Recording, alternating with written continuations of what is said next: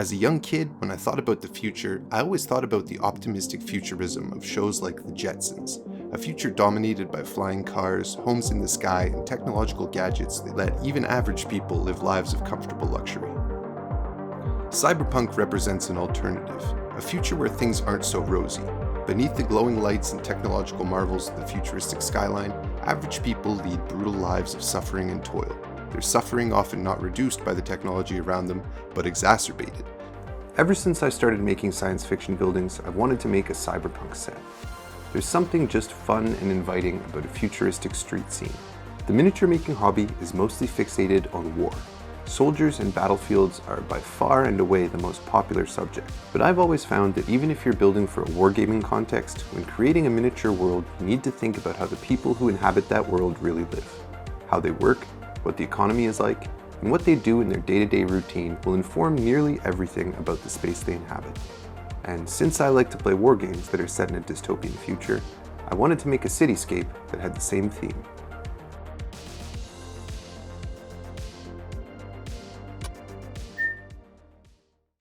To plan this project, I used the sponsor of today's video, Milanote. Milanote is a tool for organizing your creative projects. It's an online canvas designed to help you plan, brainstorm, and collaborate on ideas. Right now, I'm using Milanote to plan and organize everything I'm doing on this Cyberpunk City project. It's perfect for creatives like myself because it allows you to organize your ideas visually in a way that makes sense to you. I've organized my project into several boards, allowing me to create an organized place where I can arrange all my thoughts, inspirations, and ideas in a way that I really like. As you can see, I've grouped images and notes related to different ideas and inspirations. For example, you can see I want to include a little lunch counter in my set. I can cluster pictures around that idea, linking them visually. I can add notes, images, videos, tasks, and more, all in one place. Milanote has over 100 built-in templates. I personally use the craft project plan template, but I immediately started modifying it into what I thought was logical, which is really intuitive to do. You just drag things around and connect them. It's super easy. If you're a creative professional, whether you're a filmmaker, interior designer, writer, or content creator, you might find this a really helpful tool in your process. When you're ready to share your work, you can invite your team to gather important feedback and collaborate with them in real time. For example, I shared this board with my wife to get her feedback on the design. Best of all, guys, Milanote is available for free with no time limit, so sign up for a free Milanote account using the link in the description. Using Milanote, I was able to gather and hone in on the aesthetic elements that I really wanted this build to include. We'll revisit this further into the process, but among the most fundamental are the idea of raised walkways, areas above the street level where people can walk. This is something that gives not just a futuristic appearance, but the feeling of something different from our modern streets. It's a plausible and cool idea that the future is so pedestrian friendly. To start the project, I'm going to use a few blocks of 2-inch insulation foam, making the rough shape of the main floor of the building. From there, I'll start building upwards, but I don't cover much of the top of the first floor. This will allow me to make a walkway, which I start laying in here with some foam core. I want this to be a pedestrian area. Now, I realized something all about the cyberpunk cityscapes that I was trying to emulate. They're almost always seen from street level, and to that end, I need my buildings to be really interesting to look at from a low angle. I think one of the best ways to do that is to have buildings overhanging some of the things below them. One of the things I'm keen to capture is the feeling of living underneath these massive buildings in a towering cityscape that makes the sky seem like a distant memory.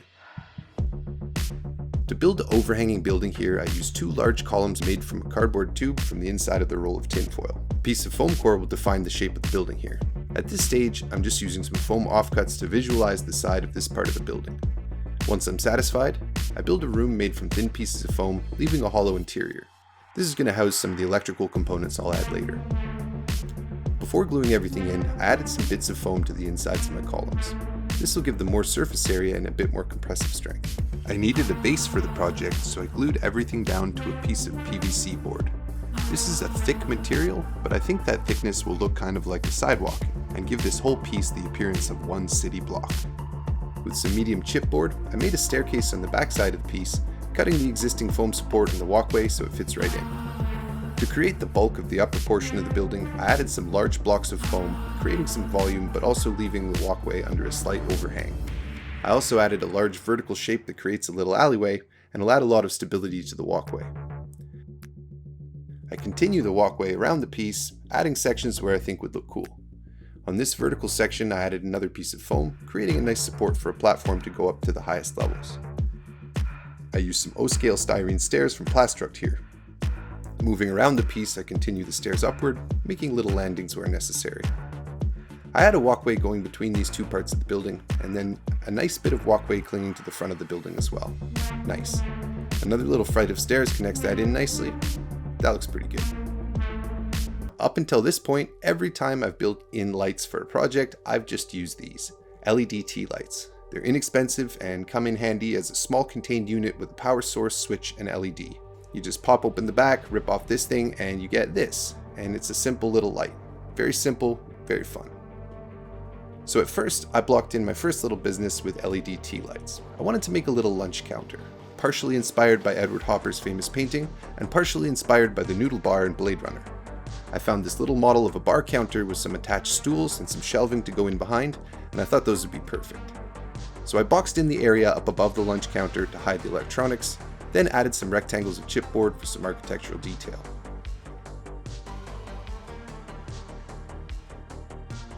Down on the main floor, I made the entrance to what I call the nightclub. This one has an area overhanging the door that will have a light in it, and a box office window as well.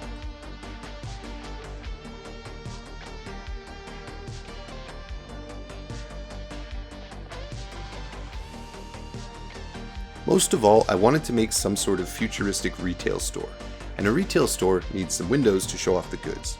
So on the ground floor of the other side, I used some chipboard to cut out the shape of a nice storefront, using a matchstick for the corner, and adding some cardboard strips to make it look a little more interesting. To make sure there was enough room above this piece, I extended the walkway with a strip of foam core. We'll get back to these businesses shortly, but first I had to go around the whole structure and create some details and variations to make this piece look less blocky and a little bit more interesting. I added a little bank of windows to this area over here, a nice piece of custom framing to this walkway under here, a ladder to go up here, and then I started cladding some of my walls with panels of chipboard. The spaces between these panels will be some subtle detail, and the card will add a great deal of durability to these foam edges as well.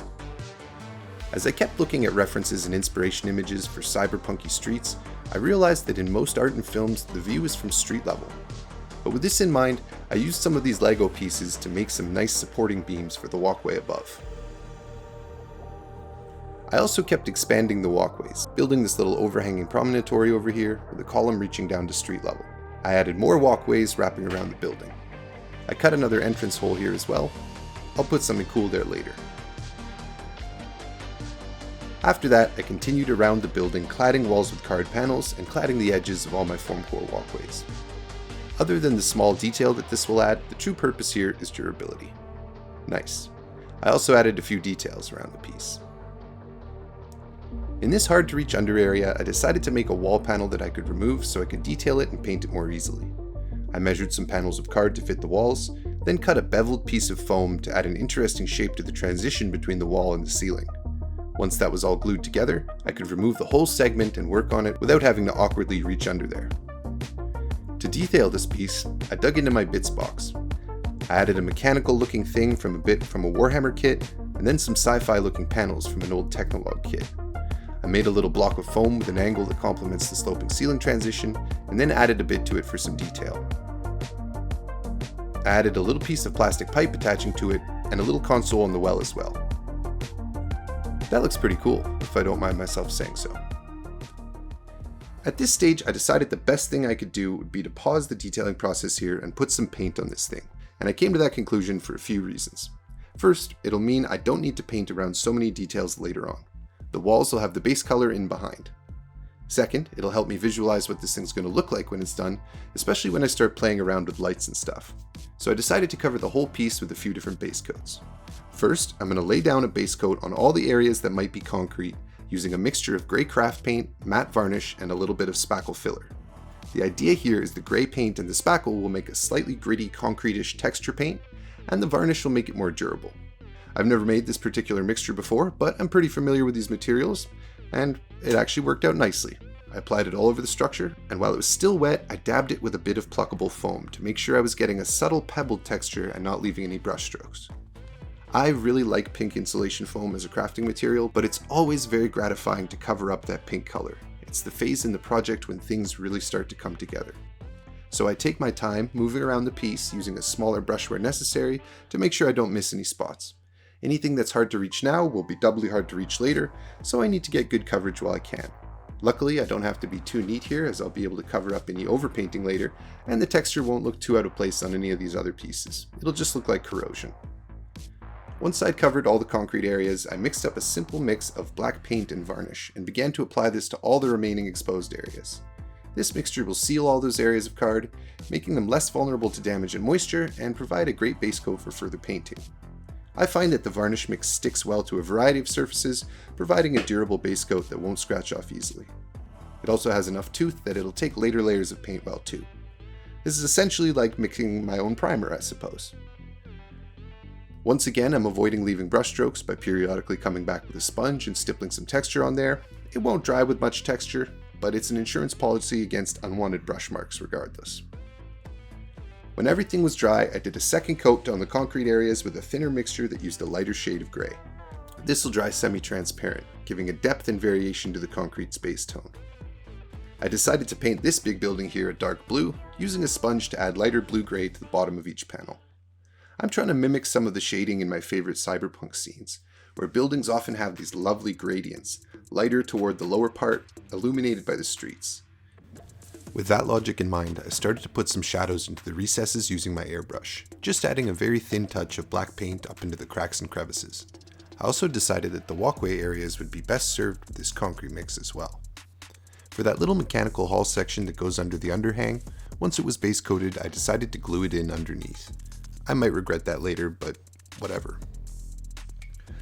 With a foundation of paint on there now, let's turn attention back to the little businesses that will give this piece life. Let's turn first to this little retail store on the ground level. As I mentioned before, I started by constructing the outside facade of the store. I wanted the area visible through the windows to appear as a display area, rather than give the appearance that you're looking right into the store. I constructed a recessed doorway that closes off that display area from the entrance. I used a door I made in a previous project that was molded and cast with some epoxy putty for this. I knew these would come in handy someday.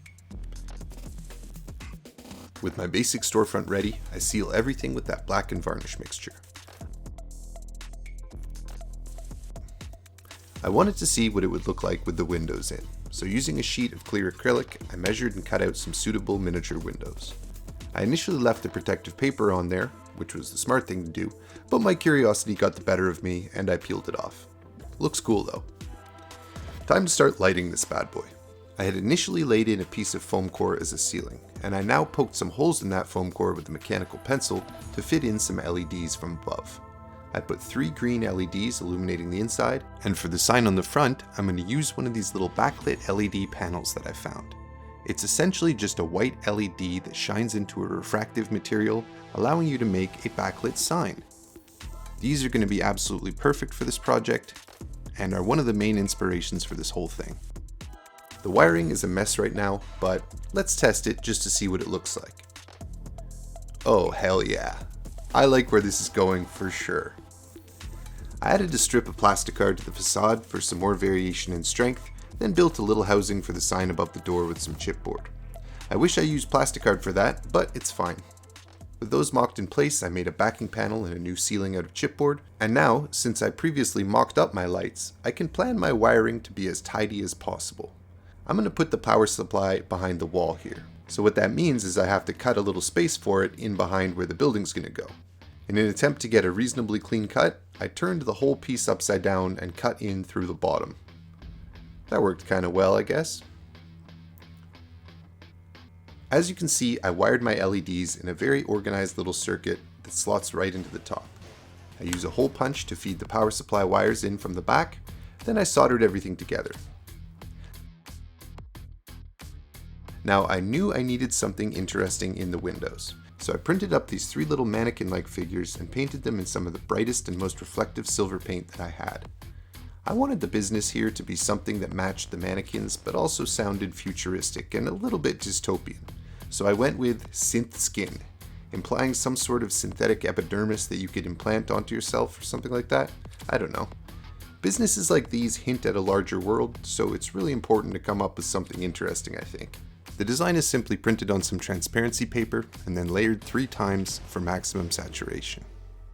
I installed the glowing sign above the door, covering the anode and cathode parts with the little greeble that I had in my bits box. Then I glued the mannequins into place in the windows. I added another sign, this time a vertical one, over on the corner portion. This is looking really cool so far. I decided to paint the store a bluish tone to match the sign, and I used a large dry brush to add some highlights and color. Similarly, with the lunch counter up above, I added a few more bits and greebles that would help add some visual interest and detail. I don't remember which kits these are from, but I've been saving up bits for years for just this sort of purpose. Once it's sufficiently detailed, I covered the piece in the same black paint and varnish mixture that I used elsewhere. I decided to use some filler primer anyways, so I hit it with a layer of that on top. I decided to paint the bar a metallic silver color because I think it'll look futuristic and cool, and it'll have some nice reflections on it later. I decided to do the shelf in behind in the same way. For the panels above, I went for a turquoise green color, again roughly blending in some highlights toward the bottom for a bit of implied light effects. I thought the seats were looking a bit uncomfortable, I guess, so I squished some bits of epoxy putty down with my thumb to look like a cushioned surface. To be honest, I think this small detail improves the look a surprising amount. Using some plastic card, I made some housings for the LED panels that'll hold my glowing signs, and then after priming these black, I glued them on. At this stage, I also made a bunch more sign housings to attach on the adjacent building. I cut a few holes for the wires, then mounted them on there, feeding the wires into that hollow inside that I created before, where the power supply will be. With my signs now in place, I added some more details to the undersides of the buildings and the flat surfaces. By turning the piece completely upside down, it's really easy to work on the undersides of buildings. And I added some support beams as well as little vents and consoles wherever I thought would look cool. To make some pipe-like conduit details, I came up with a method that I think actually worked really well. I mixed up some epoxy sculpt putty, which dries really hard and strong, and I rolled some long ropes of it. With the piece upside down, I lay these into place using a little bit of glue to attach them. When these are dry, they'll be nearly invulnerable and add a lot of detail. Well, enough stalling. Let's test the lights and see how this thing is looking.